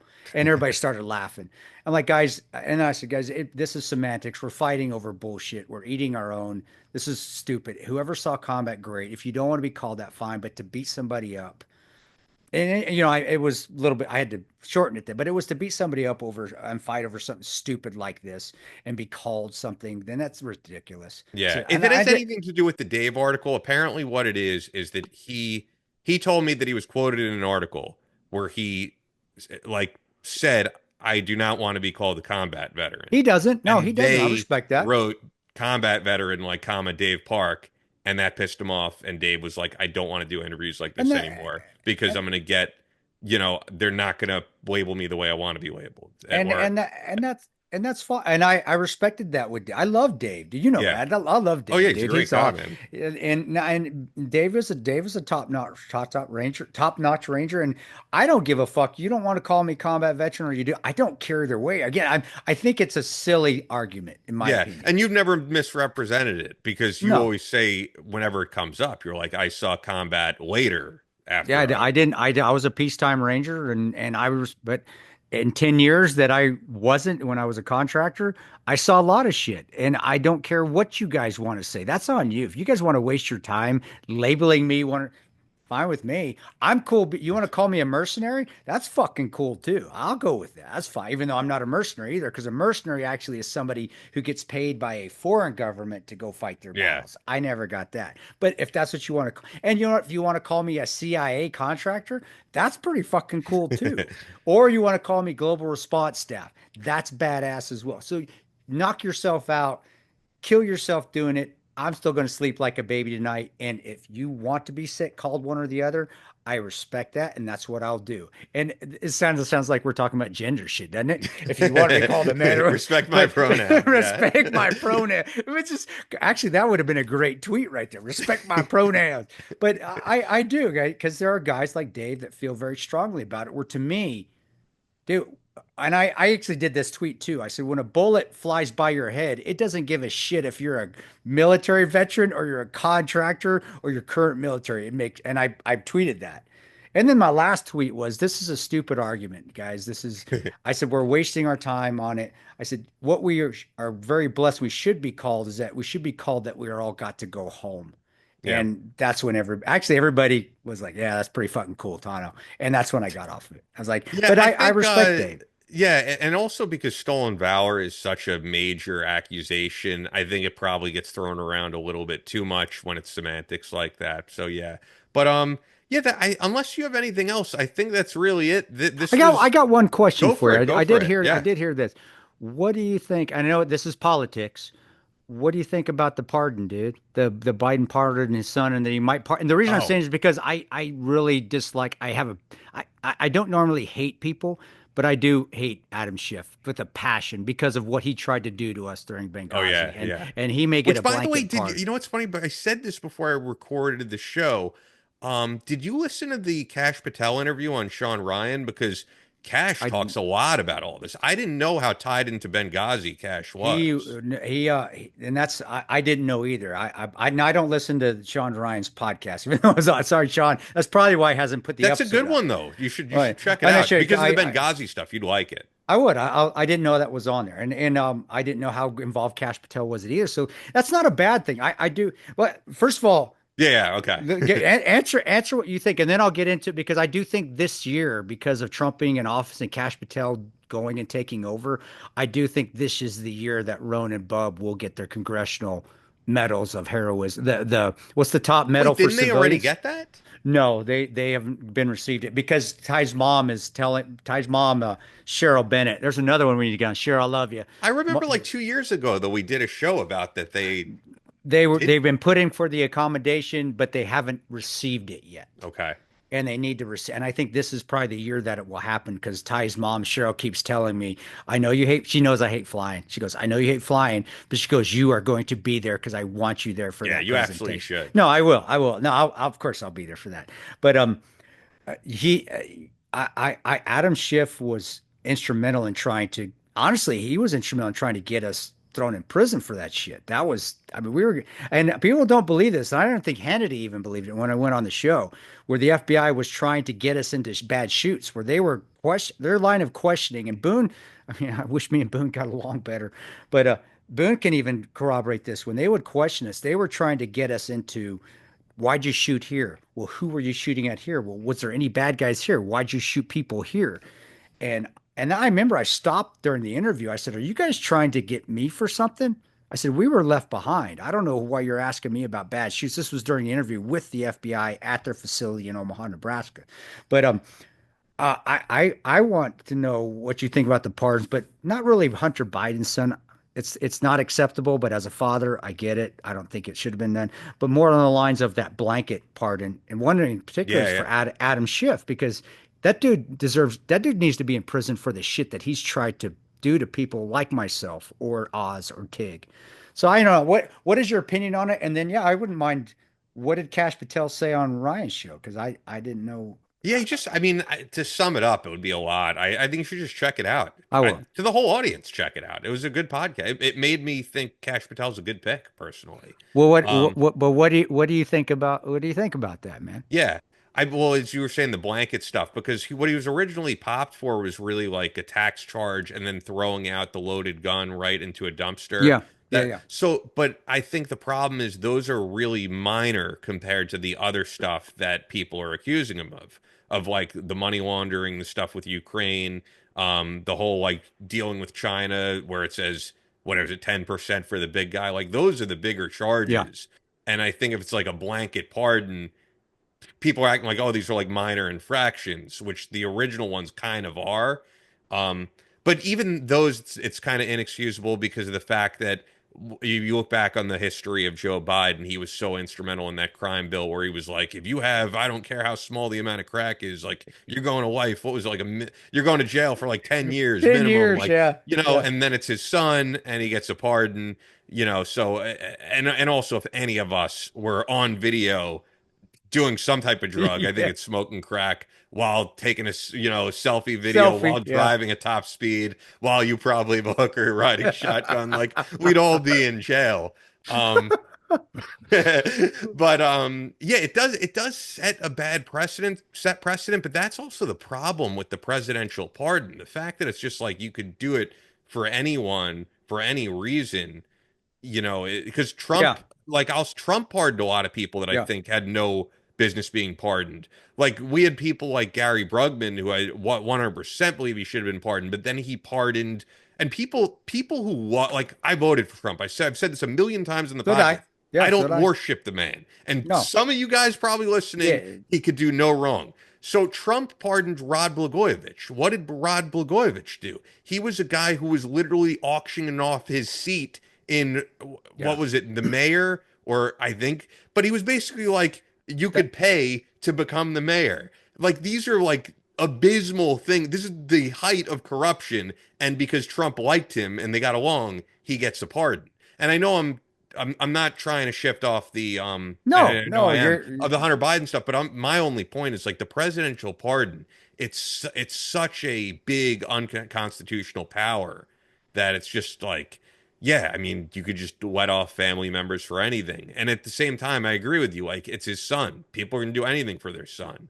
Um, it's it'd the be same hard thing for as us when not to. people attacked Chris Cuomo because he was doing these like staged interviews with his brother and defending his Yeah. brother when he was the governor. And Chris later went on Tucker, and it's like, he's my brother. I'm going to do whatever I can to help him out. Like, I'm not going to lie about that. And I think people are that way with family. I do understand that, but yeah, it does set a bad precedent because all these people who say that Trump is going to do that type of stuff, well, now Biden has. And So then it will continue to go. Then the next one will do it. Then the next one will do it. And it just gets worse and worse until the people are murdering, and they're getting and you're getting a pardon for it. And it's yeah, it's terrible precedent. But and you say but all the time, but again, it shouldn't have happened. And yeah, the blanket pardon for the other ones that he may give it to Schiff, and Schiff especially, that dude doesn't deserve shit. He deserves to be in prison.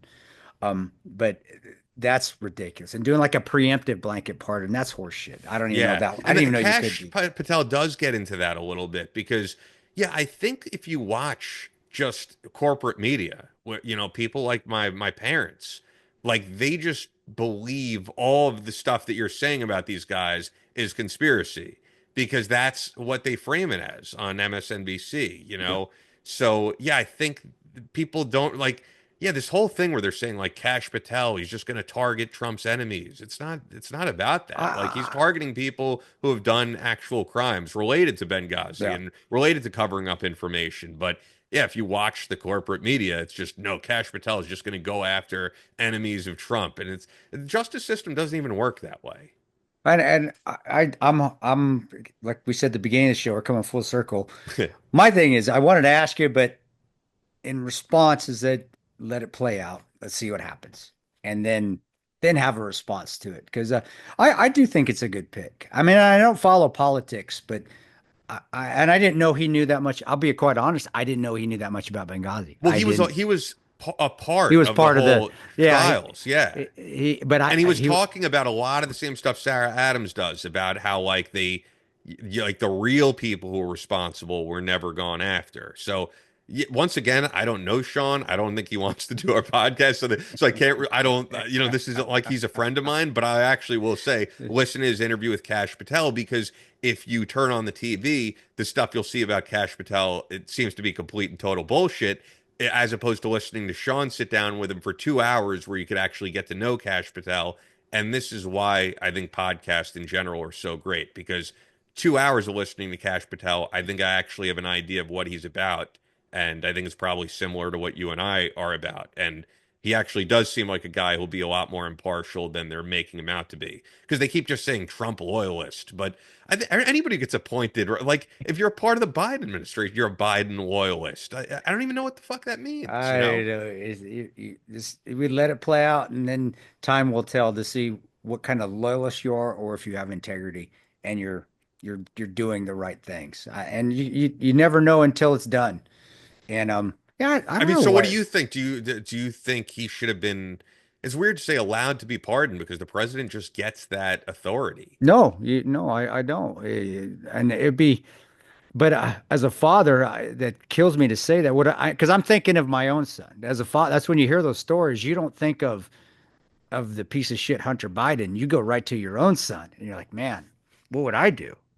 I guess and I can tell you as an outsider to Hunter Biden's son, no, he's going to jail. No, no, fuck that. He's not getting pardoned at all. Bullshit. But then I think back, well, wait a second. What if that was my son? Could I say the same thing Yeah, with and that also I much think with that much vigor? the pardon and the original charges, as I said, I think were almost a distraction from the real charges because, like Yeah. I said, tax evasion or drugs or throwing as much as like throwing a loaded gun into a dumpster is a huge public safety hazard. In the grand scheme of things, these are minor because it takes people's minds off, okay, what were these emails about with Ukraine and China, which are way bigger national security issues Yes. than someone throwing out a loaded gun. So, yeah, I think from what I've seen, it's like a blanket pardon of anything else because Anything else? more could come out that Hunter Biden did. Because I don't, I mean, I will say, I don't want to say I don't care about him throwing out a loaded gun because once again, it's a big public safety issue. But like him just smoking crack and banging hookers, I don't care. Like I really don't. Yeah.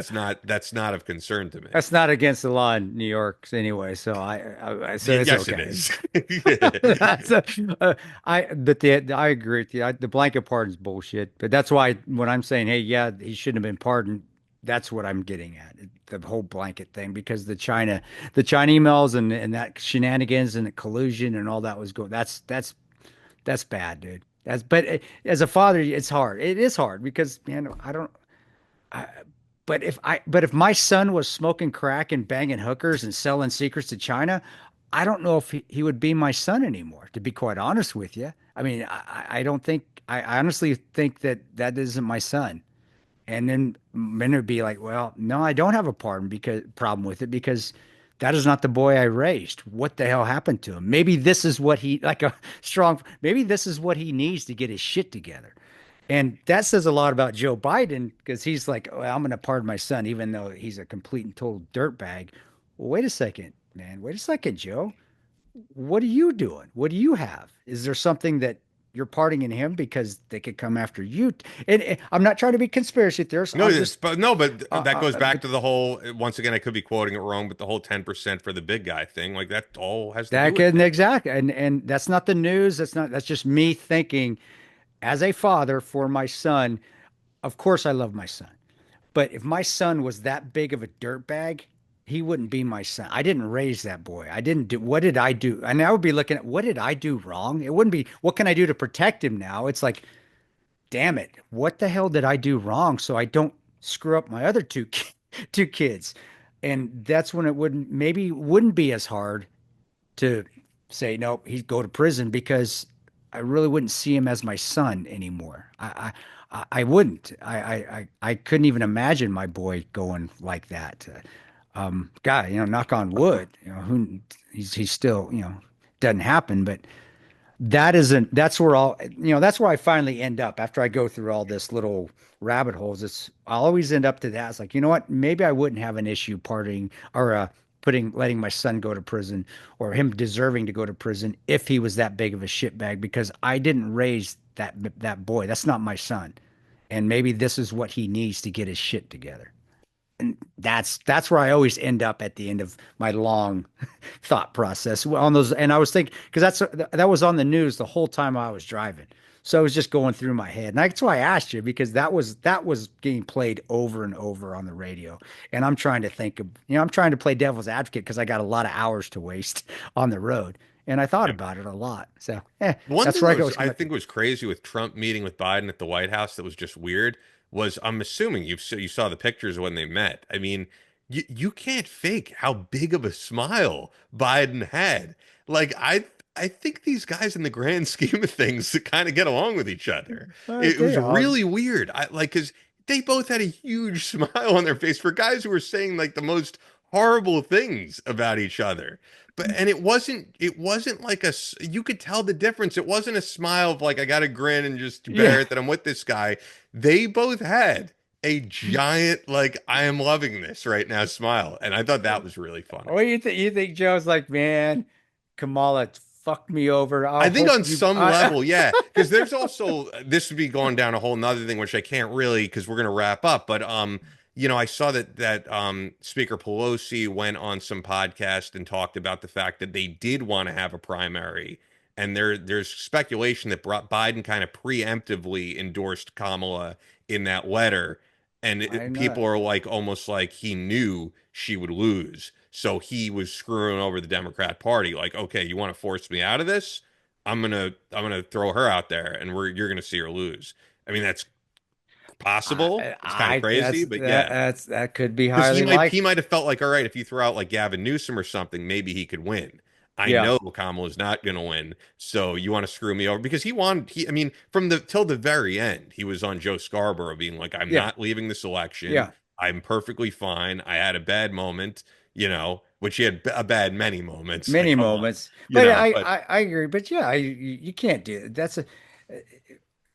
I don't like the guy. Never have. I didn't like when he was vice president and I was working, and especially, people forget he was the VP when we were in Benghazi and he didn't help. He was part of that cover up and all that bullshit too. So I've never liked the guy, but he's also a guy that, yeah, is a proud individual. He's president and now he's being forced out. The president of the United States is being forced out for somebody that is completely underqualified that should never have been in that position. Of course he's going to be pissed. He's like, well, eat dog, fuck you guys. You want to get me out? Fine. I'm gonna pay you back tenfold. And so I agree. That's file.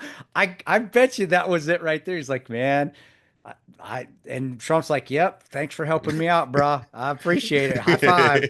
Another game. And the cameras go off. They're fist bumping each other. That's hilarious. that's what Yeah, it looked like. I mean, that's I'm sure we'll put the pictures up you on the know, screen, but do they you look you they know, look happy to be with each other, and man, it's very hard to fake, man. you said it before you go. You don't think Sean doesn't like us, man? You don't think Ryan likes us, huh? I don't know if it's him, his press person, his radio silence. I've already told you that. We just getting man. We're just getting ghosted left and right. What the Yeah. fuck's going on, bro? I mean, I already told you that though. Like we emailed, we texted, and if you ignore all that, I'm not going to keep Yeah, bothering you. So I said nobody's yeah, that so I don't know if important. it's That him, but Yeah, I mean, because originally what he said to us, well, we're really talking behind the scenes here, but just truthfully, What it originally what he is, it's said just to us truthfully. is they said he's booked until November, but he'll come on in November, and that was a long time ago. And I was like, cool, I'll get back in touch with you in October, which I did. And I emailed, and then your, guy Jeremy said, well, she might not respond to her emails. Shoot her a text, which I wasn't going to do. But then Jeremy texted us both nothing. And you're getting your texts, you're getting your emails, so I think he No, doesn't want to come on, if I'm nah, being honest. and that's the thing. Just say it. And guys, there are people. Last thing, there are people out there that are asking me to come on their shows via Facebook, Instagram, and X. Guys, the only reason is every once in a while I'll see something in a feed. I don't look at my DMs rarely, if ever. So if you do, and Ian knows this, dude, as long as I can stay home and Zoom it, I'll go on any show. I love your So work, how and should they hit you up? hit us up at the what is it? At at our go to the christanoperano.com. There's an email on this. I believe it's tontos.swag@gmail.com. That gets to Jeremy, and hit that up. That's the only way I'm going to see it. If you're doing it via social media, I'll never see it. I never will. But if you do it via that email, Jeremy sees it, or I mean, they can hit up the battle line one too, and then you can forward it to Jeremy, and then we Yeah. can schedule it that way. So, but Ian knows this because he's even asked me. He goes, "Why are you going on that podcast? They got like 2 followers." Because that's the kind of shit I like, man. The big ones, if you want me on, great. But this I is mean, why by and large, it's always better to do the bigger it ones. is. It is. But this is one of the reasons I don't. Like, I think if you do another team house, that would do well. Well, and that's David. I love it. Dave and Yeah. Jack. I love that's just like doing. That's like I'm not comparing you to Software Jack. Don't get mad, but that's what it feels like to me. Those are Yeah. fun, Well, and hey, I've always loved they Software. co-created that company. Oh So, yeah, yeah. no, I that to me that's like Soft Rep 2.0. But I Yeah. know Jack will hate, but that's I'm No, it comfortable with is. it. Yeah. But yeah, guys, if just hit up those emails, either the Battle Line podcast email or the tontos.swag@gmail.com. Just go to the website, kirstanoprano.com, and it's there. There's also several emails there. You can hit up any one. Jeremy's going to see it, and then he'll forward it on to me. Jeremy's my Army buddy who used to work at Gitmo. Great guy. Actually, he's got some Well, you're stories saying too. Army buddy, but he's a Marine, Oh, right? Jeremy, no, Jeremy Mitchell's Army. He was Army MP. How did I don't know why I thought he was a Marine. Okay. We got a lot of Marines, but he worked at Gitmo. No, he was a I knew he was Gitmo. at Gitmo. I didn't know. Yeah. But I just didn't know. My mistake. I will find a time to go on as long as I don't have to travel. And again, that's one of the big reasons I love doing the small ones because I love helping people out. I do. They got to See, start it's funny somewhere. because I love doing in studio. I am the opposite. I've had enough of Yeah. this Zoom shit. I mean, for Ian Scott or Rocks for my new channel, I'm not doing any Zoom. I'm only doing in-person interviews. And that's all. And that's just Because that's I the just feel life. like this reminds me of COVID. This reminds me of when everybody was at their house. I truthful, I don't like Zoom. I really, like and it's not Zoom in particular. I No, just no. mean I like being in studio. Like when I go over to the team house and I'm like in there with Sammy Steigman, like that's fucking awesome. I love being in the same room. So And no, that's perfect. And that's also life, times of life. 10 years ago, that's all I love yeah, to do. That's all I want to do. Now, I love doing this. This is great. But when we're done, I can go home. And I just yeah. love being at home. And that's just old.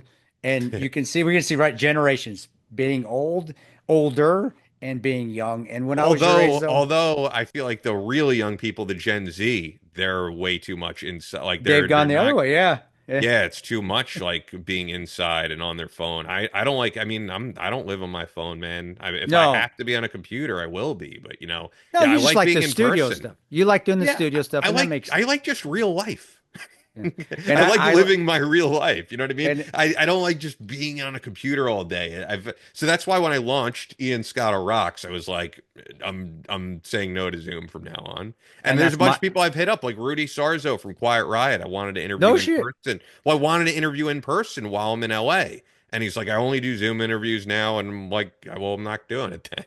Well, I need to hit up. You know who another one? We need to hit up CJ Ramon Oh again. yeah, he would definitely do it. He would I definitely love do it. He's a great guy. and him and I actually we've never ever talked except for communicate on Instagram. And we always I Oh, I've love hung the out with him shit. many times, I man. love the Great shit he guy. posts and he loves the and he follows my posts and stuff when we do.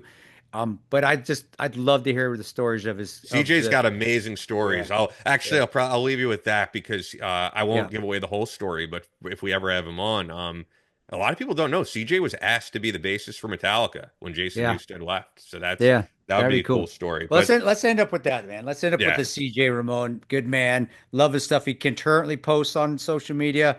It just seems like a oh overall yeah. great guy. Love to have him on the show one of these days. Yeah, no, I know him from Wilkow, who's an old school punk rocker. Yeah. That's what it really comes down to. So yeah, appreciate it as always, guys. Wherever you are, leave a review, leave a comment, leave anything because all that stuff helps us out. That's how the algorithm works. You got to like this stuff and comment, leave reviews. The more interaction we get, the more it helps. So thank you as always, guys. This ended up being okay, even though our Yeah. guest bailed on us. I liked it. Maybe it turns out this is something that we do more of. I enjoy these kind of interviews. It's just me and you talking shit. I love it, Yeah. man. Great stuff. That's all for this episode of Battle Line Podcast. But we're always posting new content on social media. Follow us on Instagram at Battle Line Podcast and on Twitter at Battle Line Pod. That's an order. Be sure to subscribe so you don't miss any new episodes up every Tuesday. Leave us a review on Apple Podcasts or your podcast platform of choice. Believe in yourself. Face all challenges head on. And as always, never quit.